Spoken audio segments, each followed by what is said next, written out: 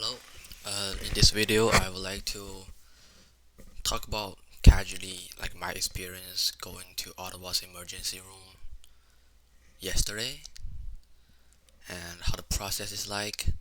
Because I think for me, one of the things that bother me the most is that I never knows how the process works before I actually go there. So I hope that for somebody, especially you don't have a family doctors, need to go to the emergency room in Ottawa, this video can give you a brief idea of how that maybe look like. So yeah, I go to hospital at yesterday's 8:30 because my back was feeling enormous pain. There's some inflammation going on there, and I have to get treated. I I had a pretty high expectation of like I gotta wait like a long time, right? It's not gonna be like a quick thing per se. So I go there at 8:30, and then let me grab that little notes I have. So I was arrived there at around 8:30, and then I wait for 58 minutes. Yeah, I started a little timer for my own record.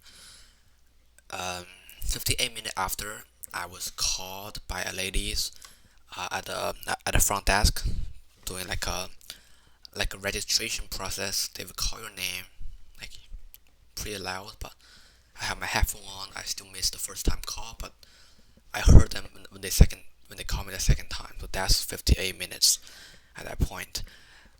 So I go there and they ask me, how do I feel like? What's my pain level from 0 to 10? I say 7 because I want to say higher, but I think 7 makes sense because most of the people that I see that day, everybody say they're 7 or 8. So don't feel bad if you are saying you're 7 or 8, but you don't actually feel that bad pain. So just say like I say 7, and then show her my insurance card because I don't have a health card in Canada. I'm an international student. I think for most of international students who go into university, you have a thing called UHIP, which would do essentially the same job as a OHIP card. You just present that to the doctor that giving you the registration process. So that's the registration done. I think to be noted is that after you see the first lady with the registration, he or she will let you sit on a seat that's not at the main waiting room, but it's just two chairs in there. You sit at there, and then 3 minutes after, somebody gonna call you again to complete this registration process. So it may take around 10 minutes to do that. Also, the same issue with the same process of presenting the health card, and then tell them if you have any emergency contact, they can reach out. And then I signed a contract because I was holding my UHIP, so they probably have some information about me on there.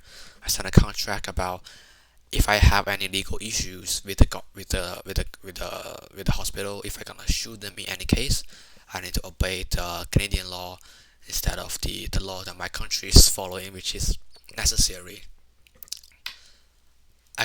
No, it's necessary. Although I would not think about to sue anybody in the hospital or the hospital itself, but it is necessary when I think about it right now. So yeah, and then after the registration done, I go to my uh, main waiting room again for a total wait time of 6 hour and 47 minutes in the waiting room again. So plus this, I already in the waiting room for like 8 hours, I'll say. Um, so at that point, it's already in the morning at like 5 or 6 o'clock. I forgot. So I go. They call my name, say Bruce Liu, for example. Although my real name is not Bruce, it's Miss Xiaopeng. They call Xiaopeng Liu. Please follow the yellow dots uh, and then enter the room at the back, stuff like that. So I follow the yellow dots and then go to the room at the back. There is another waiting room. Uh, it's in the hallway, and the hallway is having the doors that go into each examination room or procedure rooms. So I wait there for 2 hour and 20 minutes. So yeah, it was pretty long in there because, in my surprise, in the morning shift, in the night shift, I would say, at around 5 or 6 o'clock, or probably even just from 2 to 8, the entire time, there's only one doctor in there that go into the room to go in to check out the patients one by one in each of the room. So it was quite a slow procedure. If I have to say, just don't go to the hospital at like 8 or 9 o'clock or 10 o'clock, because most likely they will have you waiting until the uh, morning shift doctor coming in and do the actual procedure for you, which is in my case. I wait there in the waiting room, the second waiting room, the hallway, for 2 hour and 21 minutes until it's almost 8 o'clock. Somebody called me, say, yo, hey Xiaoping, you can go to the the room right here. So I can actually go into a room and waiting for the doctor to come in to give me an examination or treatment. I go into the room called procedure room. There's some other rooms called examination rooms, which in the procedure rooms I think is for the actual surgery, but examination rooms are just checking how you're doing and maybe give you some medicines. But I think based on what I tell them, what my symptom is, they already decided that I need to have a procedure going on, so they put me in that room. I'm waiting for my doctor. I wait there probably like 1 hour or so. At this point, I'm not recording because Apple Watch stopped it for some reason, because they might just think nobody will ever record something for 11 hours, so it automatically stop. So I was waiting in there from 8 o'clock, I think, until 8:40 o'clock. The a doctor coming in. For the first thing he says is that, uh, sorry for let you waiting. I know you've been waiting here for the whole night. I actually just got here and start my shift.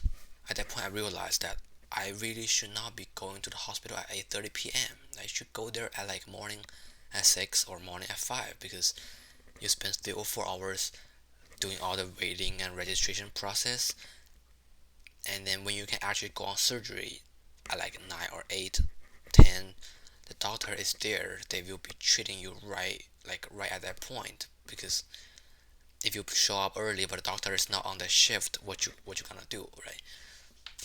So the surgery is pretty quick, like 20 minute ish. The doctor is very careful. He knows how I feel. He knows, he gave me a shot that kind of numbed my back, and then he put a needle on there, asking me, does it feel like painful, like spiky, or it just feel like pressure? So he added another dose of it into my back until I say, okay, I don't feel any sharpness anymore. I just feel like pressure when you put a needle on me. At that point, I think he started the actual process, coming back and then doing the whole surgery thing. So one note to be added is that the waiting room is pretty cold. I had my jacket on, but it still feel like my whole body is shaking. Maybe one part of it is contributed by the coldness, another part is contributed by the seeing all the needles and knife, that the sharpness maybe, that I was like shaking kind of bad, but I don't feel scared. I'm just shaking after the surgery is done. I probably take like 25 minutes to get warmer, and then feeling that I can finally leave the hospital. So I called an Uber and leave. So yeah, this is the waiting room, the procedure room that I'm in. There's stuff at the back doctor uses. I know I should not take a picture in there, but I've not taken picture with anybody in it, so please let me pass. And when you are in the waiting room, you can see there's three blocks of approximated waiting time for you. So I think I'm on this one, but it really doesn't really it just does not really reflective of the actual situation in my case. Because in the beginning it shows 3 hour and 40 minutes. Later on it becomes 5 hour.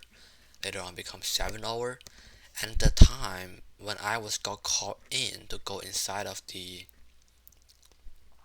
hallways waiting room, it was showing as 11 hours and something minutes. So maybe it's accurate in the daytime, so it can be when there's more doctor in there. But at nighttime, when there's only one doctor that looking after all the patients, you can expect this number to go into 7 or 11, which is in my case. And it's get reflected in the wait time as my Apple Watch. You see 11 hours. So maybe they're still accurate. Maybe they're still accurate. Just in the beginning, it gave me a false confidence. Say I will be get treated in 4 hours, but you're not. I'm not.